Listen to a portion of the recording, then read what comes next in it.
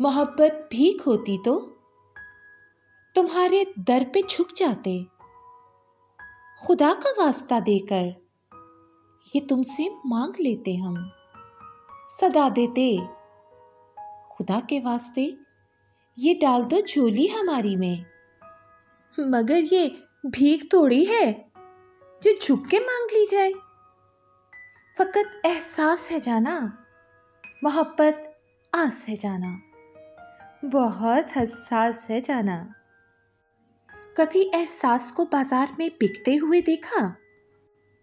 किसी भी आस को कशकोल में डाला नहीं जाता। मोहब्बत एक जज्बा है जो मांगे से नहीं मिलता। अगर ये भीख होती तो भिखारी बन गए होते। मगर ये भीख थोड़ी है सहूलत से जो मिल जाए।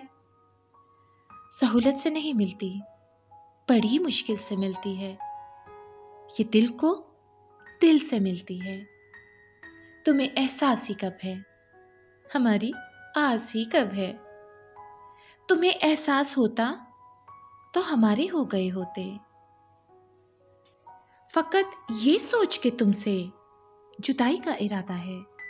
मोहब्बत भीख थोड़ी है जो तुमसे मांगते फिरते। मगर ये ज़हन में रखना, ज़माना बीत जाए तो, हमारी याद आए तो हमें आवाज़ दे लेना। हमेशा पास पाओगे, हमारे दिल में चाहत का सदा एहसास पाओगे।